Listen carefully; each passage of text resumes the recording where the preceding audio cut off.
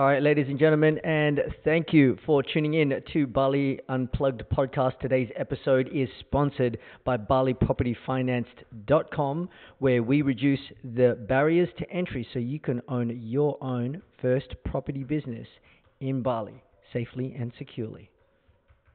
Don't forget to stick around to the end of the podcast because our guest may or may not have a little gift for you. All right, welcome everybody. Welcome to the Bali Unplugged podcast, your local guide to understanding the Bali business landscape from tourism, property experiences, and everything else you need to know coming to Indonesia. Now, today we have a very special guest. We've got Kevin Garcia, the man, the myth, the legend. He used to work with RSD Nation. He's from Chicago. He's a dating coach, and he came to Bali for a couple of months. He enjoyed it. Take it away, Kevin.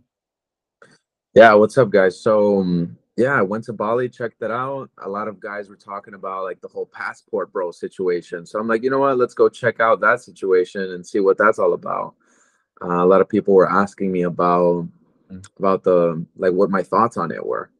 And long story short, for those of you guys who are interested in the passport bros, the language barrier, man, super big deal, super big, like non-negotiable thing, man. Like people expect that they go to a different country, their gringo-ness is going to be enough to, land themselves a good wife or a girlfriend. And it's like, you still need the charisma, man. You still need the communication. You still need like a lot of things. So a lot of guys don't take that into consideration once they get here.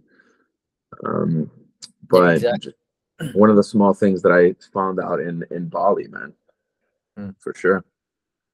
So, Kevin, take us back to, tell us a little about, your childhood and what it was like, growing up and how did that shape you into the person that you are today? Yeah. So growing up, I grew up in a single mother household, man. My mom worked like 3 jobs. So I didn't get a lot of feminine attention, man. So I grew this like innate deep desire for affection, man, hugs, kissing, all of that. So I hired a dating coach when I was super young, and my desperation got me to take massive action, man. So I ended up, once I hired the dating coach, I tried really hard and got super success at it. And I ended up working for RSD for some moment, and that was epic. And now I'm doing the whole dating coach myself, man. Yeah. I would say that was my experience. I think it's quite admirable that you can be candid and honest about, a lot of men feel like they need to shell up and not even use the word desperation. And the fact that you're able to be so comfortable and utilize that in your language, in your lingo, is powerful. So I guess this leads me to the next question is, do you have a dream? I would say, yeah, man. The dream was to not work 9 to 5, man. Growing up in American society, like you're just fed into the system, you go into debt and you're just working this job that you hate. And my dream was to, not work, man, find something fulfilling. I ended up, luckily finding this early in life, and I love it. I like helping out society in this aspect and support fellow man as what's needed, man. Not a lot of people talk about it, and as a result, I'm getting paid off of it, man, and I'm living the dream. Like, what else can I ask for, man? Like, I am living the dream. I'm living life on my terms. I could say whatever I want. Life's good, man. Beautiful. So how many countries have you been to so far? Man, I would say like about 5, being Mexico, Cambodia, Indonesia, Thailand, and Vietnam. Yeah, in the US. So I do have a question. Obviously, you travel around a little bit, and what got you coming to Bali? Obviously, we talked about the passport bros situation, but was there something that sort of drew you to coming to Bali that was outside of those kind of recommendations? I would say the digital nomad lifestyle, man. It's very appealing in the States. Everyone's like, oh, let's become a digital nomad. Let's live by the beach and do all these things, man. And so that was appealing. And I also wanted to see the culture and the architecture over there. So that was the whole plan. Yeah. And yeah, I ended up shooting my shot and having that experience over there. Yep. And how did you find that? Was it like, obviously it wasn't enough to ground you and hook you, because it seems like you're continuing to travel now that you're in Vietnam. What was that like for you? Yeah, the hours were completely opposite, man. Mm, Like US hours in Canada and, Bali was just like night and day difference. And I did enjoy it. mm, However, I missed Mexican food, man. I missed having like English, you know, dialogue with people, man, or with women. So mm. there was that, and just exploring more, man. I had the freedom. I realized, oh, I have the freedom. I could do whatever. So I was like, might as Yep. well check out the rest of Asia. Yeah, yeah, yeah. Gotcha. So in the time that you spent in Bali, what was some of the unique challenges that you faced? Obviously, you did mention there is a bit of a language barrier, and you do miss like being able to speak English and Spanish, and eating you know Spanish food and whatnot.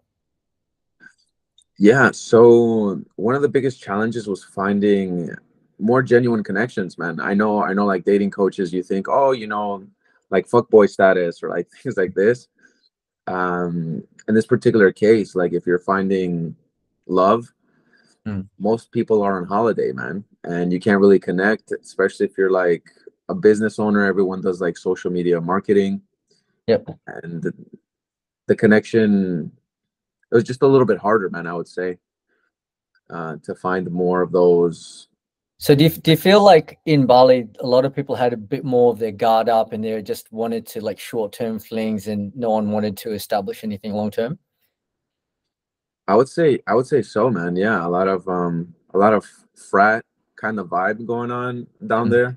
So it Yeah. was like not a lot of conscious conversations. It was like it's just a lot of party, man. Like that's the Yeah. vibe. Like everyone's just there to have a good time. Yeah. And man, it gets old really fast. Like if you're just partying and clubbing all day, it's like, It does get old really fast. yeah. Yeah. Mm, that's interesting because a lot of the people that I meet on the podcast who end up staying, they too don't really want to stay in that lifestyle for too long, and they're like a lot of the times I get people saying, it's really easy to lose yourself within Bali if you're about that life, um, but essentially I think there are people who sort of crave that long-term connection and they prefer having friends who are long-term, and I guess it's a bit unfortunate that you didn't get to find that piece, that slice of the pie. But I guess I think it's interesting how you mentioned that that's the sort of the misconception, as well as as a dating coach, a lot of the times people misconceive men who are on this journey of learning about dating as like, oh, he's just a fuck boy, he just wants to have a short-term flings. But you seem like you're genuinely looking for like deeper connection, the multiple layers of like communication, rather than, okay, what's the surface level, how can I manipulate this person into getting into bed, sort of angle. Yeah. Yeah, it's very important, man. Like, once you fulfill your biological desires and you want the whole package. For me personally, right? I can only talk for me personally and Mm. what the guys ask me for. And you know, I lead by example. So I already went through that and I'm already going like through this type of experience. So yeah, there's a lot to do with being vulnerable, man. There's a lot to do with being genuine. And to like top it off, one of the reasons why I didn't end up working for those companies long term Mm. was it was just surface level Communication, yeah. communication and band-aids, man. It was like, oh, do this thing, do this trick, do this thing. And then It's once I like you just hitting these buttons and then making people do certain things, and then that's the response you get, and then it gets old. yeah, and then there reaches a point where it's like, okay, what do I do now? It's like, okay, I'm in a relationship with this person. What's the next step? And then you Mm. realize that you're the leader of your own destiny, man. You're the ruler of what you want.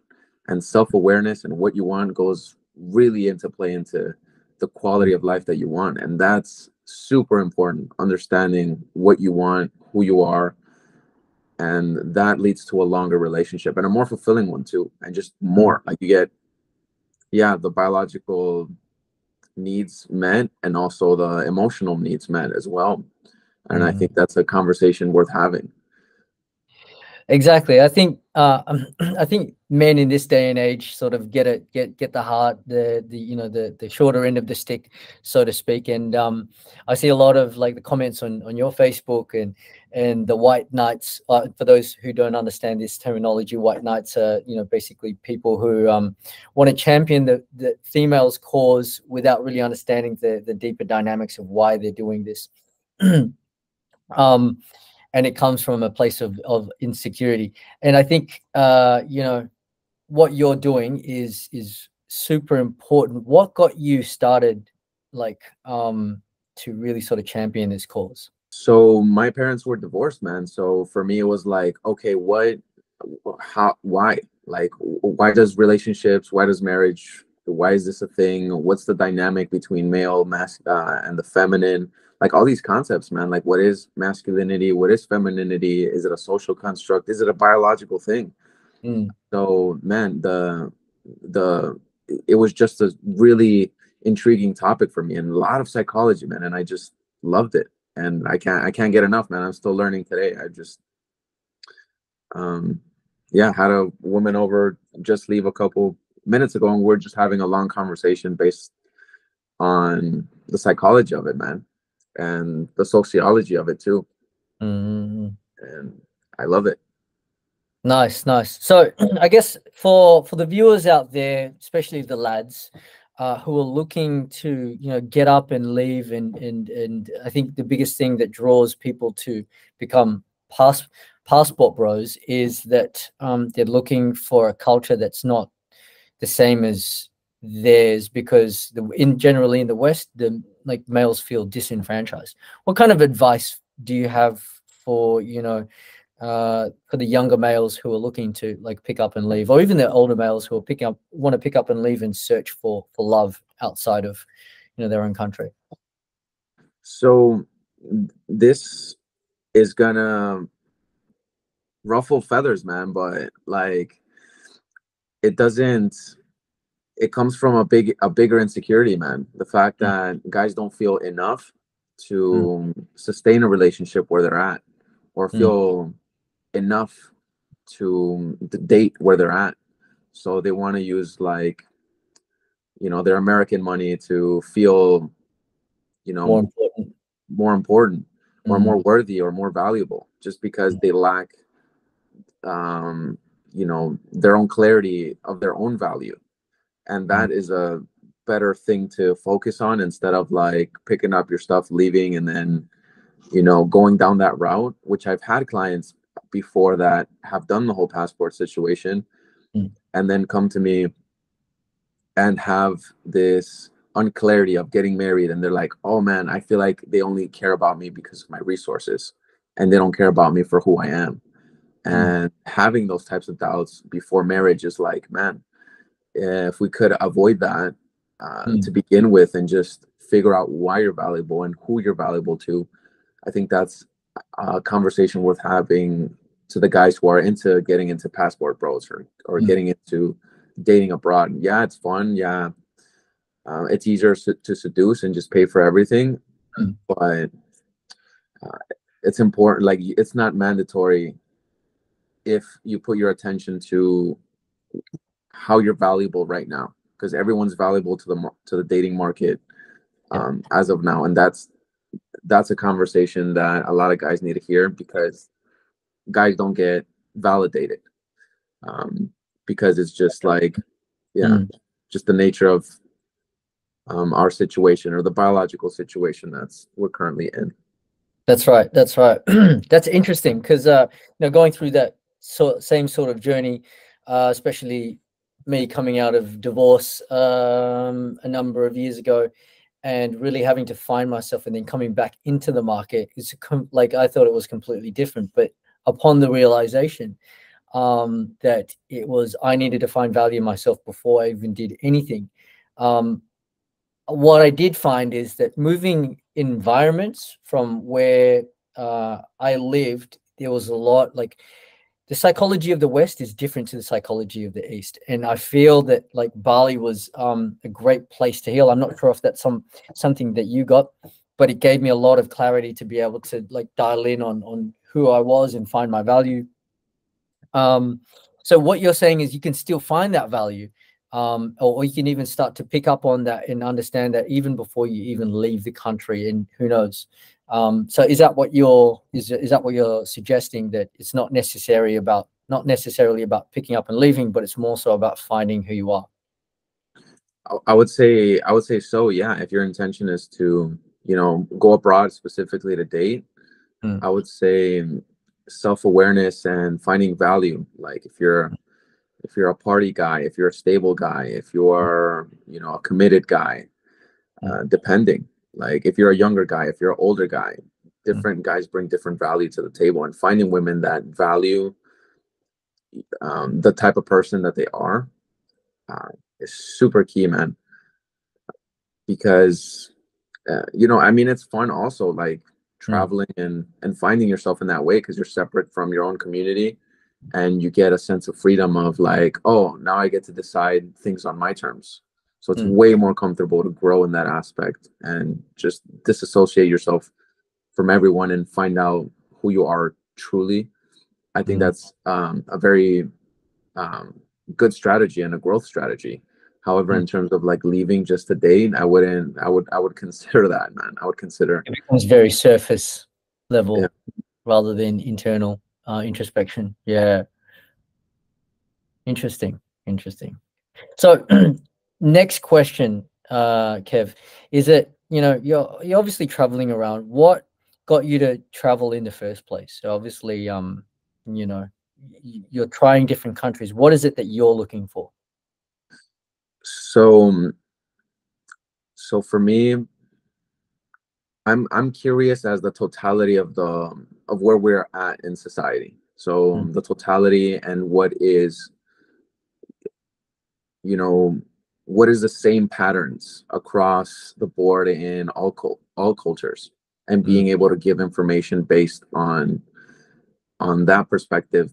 A lot of guys are like, oh, it's different in the States, or it's different in Asia, or it's different in Latin America, but there's like super similarities in those things. So I'm out here exploring and seeing those differences, so I can give my clients, you know certainty in the things that I'm teaching, so if they do apply it in their life, like, it will work. That's what I'm looking for, um in terms So of me. Uh-huh. so basically, you're looking at the inherent qualities that makes the construct of the female and male dynamic, that's outside of cultural norms, so that you can really get to the root of like how you can establish connection with the opposite sex. Is this is Yeah, basic to sum up what you're saying? yeah, yeah, that's Mm. actually perfect. Yeah, so and I find it interesting, man. Different cultures have different ways of initiating conversations, man, or different ways of being, or different mannerisms. And I'm like, okay, that's interesting. But at the end of the day, like, a hug's a hug, a kiss is a kiss, man. Like, a look's a look.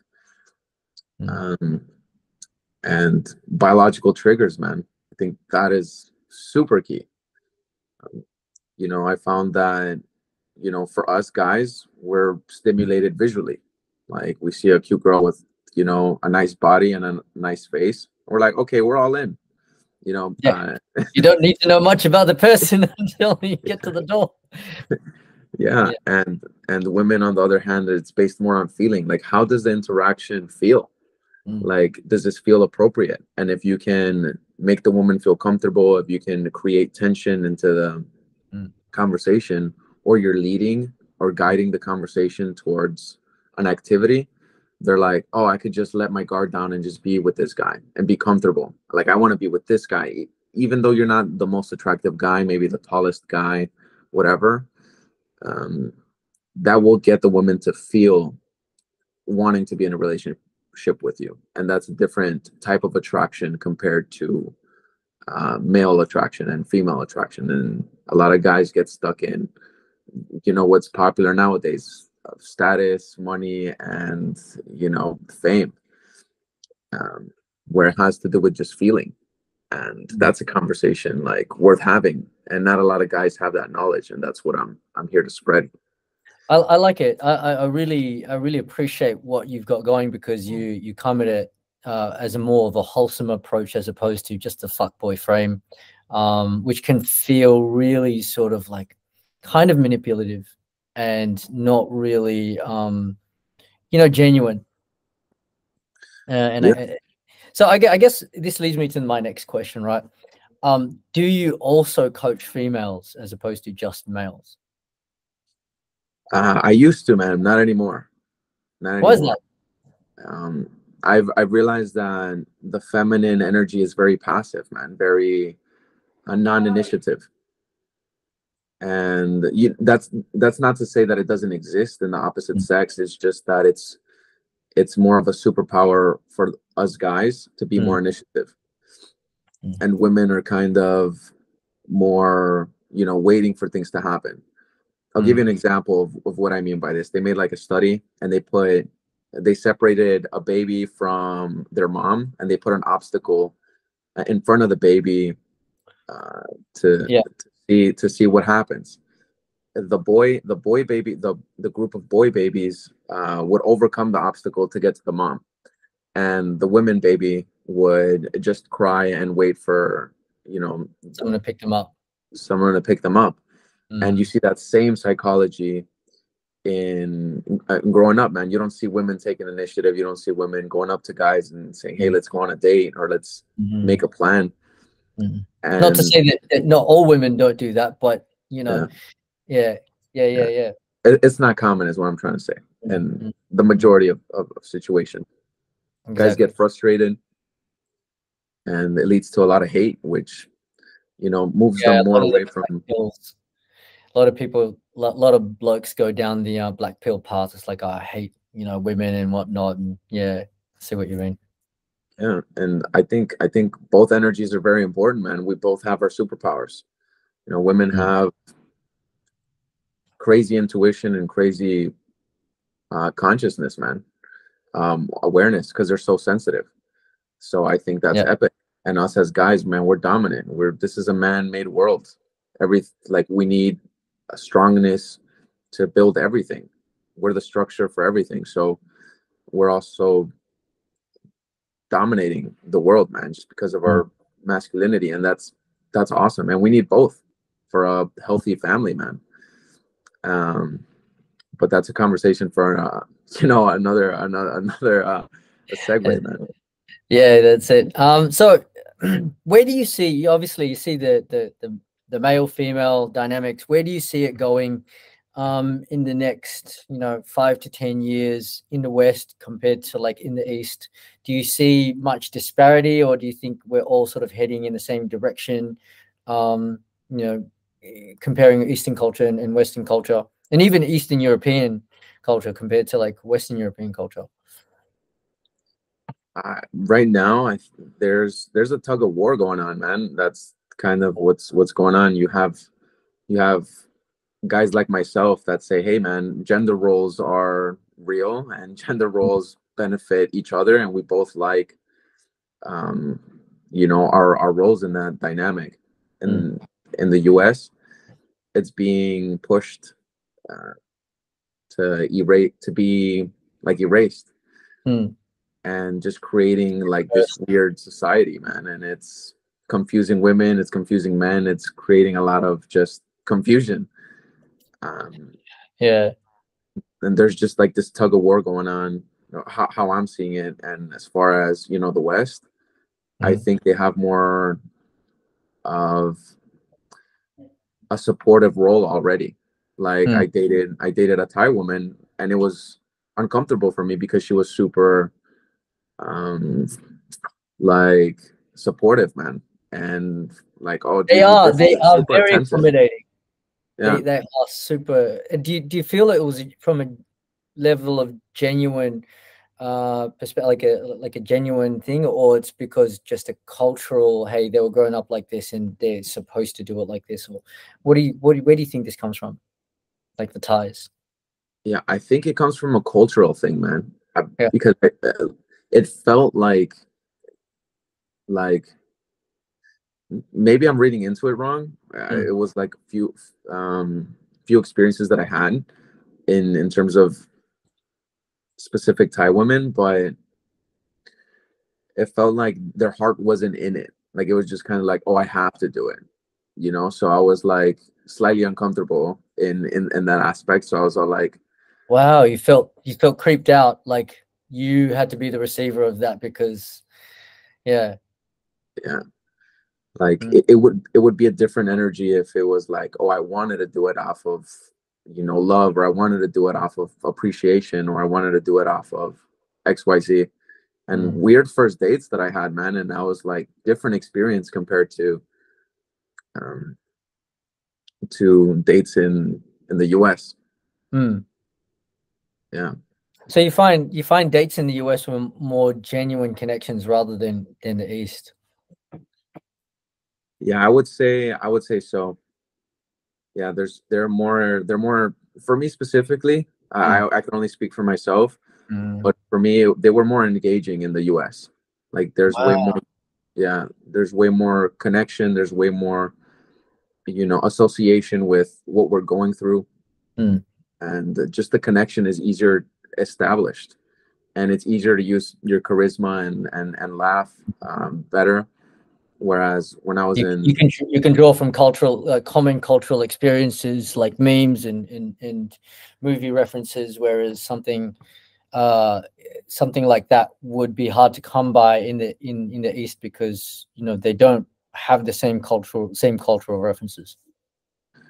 yeah, I would say so. Like I couldn't, yeah, the dates would just feel off, man. It would just feel like transactional. Like, oh, I have, yeah, sure, I'm paying for things, Mm, uh, but it just would, the topics weren't engaging. Like I wanted to connect in like mm. talk about On an psychology, man. intellectual level. Yeah, Yeah, yeah. and you know, it was more like, you know, let's go out to a restaurant, eat, and just cuddle. Like let's not even talk. And it's like it's just a weird, Superficial. Yeah, yeah. yeah, yeah. Interesting, interesting. Okay, cool, cool. So, Kev, you know, we talked a lot about, you know, you traveling and being a coach, and where is the next destination for you? Where are you planning on taking all of this? So after I'm done traveling Asia, I'm probably gonna go to Europe and check out the situation over there Hmm. and start dating over there and see what that's like. And then that way I have a reference of, you know, the popular places of the world, and see what else I pull out from there and draw a deeper conclusion and Mm, give more answers, because a lot of guys, you know, they're doing their job, man. They're too busy, they're busy doing their things, and that's right. I'm fortunate to have this job and be able to figure this out, and it's fun for me. So Hmm. um and giving that out information, I think it's necessary, and now this day of age where things are super confusing, man. Yeah, yeah, yeah. Now, we have been talking about some things that are like sort of semi-serious, a little bit serious. I want to lighten the conversation with you know, tell us a story, you know, a funny interaction that you've had, maybe specifically in Bali. It doesn't necessarily have to be in Bali, but tell us a funny interaction that you might have had and gone, oh shit, this is something definitely to remember. Yeah, so in Bali, they're the tourists over there, they're Mm, either super um like fratty or mm, super hippie. mm, And you know, when I was dating over there, I would get, you know, these two types of dynamics and dates and relationships. It's either super hippie or, you know, fratty, let's take yeah, let's like go out, drink a whole drink, bunch. Yeah, party. Yeah. yeah. And you know, the experiences over there, I mean, what I loved over there was they're heavy on not letting drugs come through, man. And the culture over there, the Muslim culture, Yep. and The strictness of the faith. Yeah. yeah, Discipline. and I love that, man. I love that aspect of it, Mm. and very grateful atmosphere, man. Like the local people are putting out like gratitude gifts for God every morning. And I Mm. just, you wake up and you're just like, wow, what a lovely atmosphere, what a lovely community. It's hot. You smell the rice fields, and it smells like someone's cooking rice in a steam cooker, man. And you're just like, wow, you're just riding, cruising in your bike. Yeah. The sunsets. Oh man, Bali was lovely, man. Yeah. Beautiful, beautiful, beautiful. So I guess moving on to the next question is, um, as a digital nomad, you're obviously working remotely. You do work with people online as well as, you know, working with them live. What kind of advice do you have someone who wants to pick up and follow a lifestyle that's very similar to yours? I would say, I would say just do it, man. Just do it. Do it now. Do it today. Do it right now after they're done with this podcast, man. Start it. Just do it. It took me a while to feel safe enough to start my business. And, you know, one thing that I can tell people who want this lifestyle, who want to get started, they got to have skin in the game, man, in order to get results. I would say it's a sink or swim moment, you know, like when you don't know how to swim and you don't know if you're gonna like die in the pool, like jump in the pool and you're gonna end up figuring it out. Here and out. Yep. Yeah, Oh, yeah, that's the basis of entrepreneurship. That's the basis of the nature of male female dynamics is the man has to initiate, and it's really just jumping out there and going and doing what's needed to be done, even though you might not know what to do after the first step. yeah. And it's scary, man. High pressure, super uncomfortable, but man, the person you come out to be afterwards is epic. What Yeah, you, what advice do you have around people who are dealing with you know, that, let's say they're naturally introverted, but they want to go and do something, but it's how do they get over the anxiety of needing to do something? the anxiety of needing to do something, and they want to just be free. They want to, They want to just actually just go and do it. yeah. I would say not take the world too seriously, man. Like, you know, like you might die tonight, like, Mm. you know, at any moment. And like this is your life, man. This is our life. This is our journey. No one else is watching. Like in terms of like who we are in our journey. You're Yeah, the leader of your own journey, and no one's judgment matters. It's only the quality of life that you want to bring into your life. yeah, And dude, don't take it seriously, man. Have fun on the journey. You're on a life. Like, what are the odds of being born and living yeah, this experience? You have a body to feel embarrassment. That's a gift. You have a body yeah. to feel like, Nice. So yeah. I'm going to throw you a huge curveball here.